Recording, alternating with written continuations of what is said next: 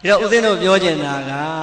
မိဘကျေးဇူးကိုခုကြည်အောင်ဆက်တဲ့နည်းဦးဇင်းပေးပြီးပြီဖះရှင်ဆက်တဲ့အကြောင်းဟောပြီးပြီအရှင်သာရိပုတ္တရာဆက်တဲ့အကြောင်းဟောပြီးပြီဒီလောက်နဲ့သိရင်လည်းရပြီသို့တော့နောက်ထပ်ဇက်ကြောင်းတစ်ခုဟောခြင်းသေးတယ်တဏှာကြီးတော့အချိန်ကုန်မယ်ပြီးမလားသိကြပြီနော်ကဲသိကြရင်ပြီးတာပါပဲဟုတ်လားအားလုံးတို့ပရိသတ်တွေကျေးဇူးဆက်တတ်အောင်လို့ပါဟုတ်လားအမေတို့အဖေတို့ရဲ့မွေးကြွေးစုကိုဆက်တတ်ဖို့ရန်နို့ဘိုးကိုကြည်အောင်ဆက်တတ်ဖို့ရန်ပစ္စည်းနဲ့ကျေးဇူးဆက်ခြင်းတွေလည်းသိအောင်ပြောကြားခဲ့ပြီးပါပြီတရားနဲ့ကျေးဇူးဆက်ခြင်းလည်းပဲဟောကြားခဲ့ပြီးပါပြီအရှင်သာရိပုတ္တရာမထေရမြတ်နဲ့ဘုရားရှင်တို့ရဲ့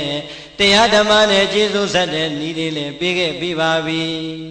အေးမြတ်စွာဘုရားလက်ထက်တော်ကာလတော်ကယဟန်တော်တစ်ပါးရဲ့ကျေးဇူးဆက်တဲ့ဤလေးကနာကြည့်ကြရအောင်ဘုံတော်၆ပါးသခင်ဘုရားရှင်ကိုတော်မြတ်သာဝတိပြင်မောစေတော်ရွှေကျောင်းမှာကင်းအောင်မွေလျော်သရင်သုံးလို့နေတော်မူစဉ်ကာလတုန်းကပရိသတ်ရဲ့ဘုရားပင်မှာသရင်သုံးတုန်းကလည်းစေတော်ရွှေကျောင်းတော်မှာရှင်တော်မြတ်ဘုရားသရင်သုံးလို့နေတော်မူတဲ့အချိန်သာဝတိမြို့မှာလည်းပဲ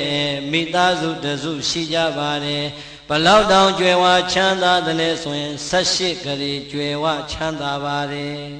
ဘလောက်ချမ်းသာလဲ18ဂရီကြွယ်ဝချမ်းသာတဲ့မိသားစုရဲ့သကောင်စရင်ကိုကြည့်လိုက်တဲ့အခါကျတော့အဖေရဲ့အမေရဲ့အရွယ်ရောက်နေပြီဖြစ်တဲ့သားလေးတစ်ယောက်ရဲ့ပေါင်းလိုက်တော့3ယောက်ပဲရှိတယ်တဲ့သာမေသာဘာ3ယောက်ပဲအင်းကြီးတိမ်မှာနေပြီးတော့စီစိန်နေခံစားရင်းနဲ့ပျော်နေလိုက်တာတယောက်တည်းသာရှိတဲ့ဟောဒီသားလေးကိုတခြား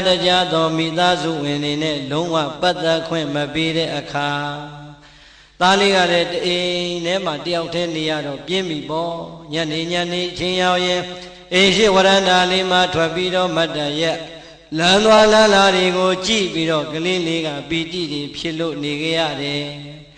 ဒီတော့အမျိုးကောင်းသားလေးတနေ့ဝရန္တာလေးထွက်ပြီးတော့ရက်နေတဲ့အချိန်မိမိတို့ရဲ့အိမ်ရှိကလမ်းမကြီးပေါ်မှာအေးချမ်းတဲ့မျက်နှာအေးချမ်းတဲ့ခြေလမ်းအသွင်ပြင်းနေနဲ့သွားနေတဲ့လူသားတွေတွေ့တဲ့အခါ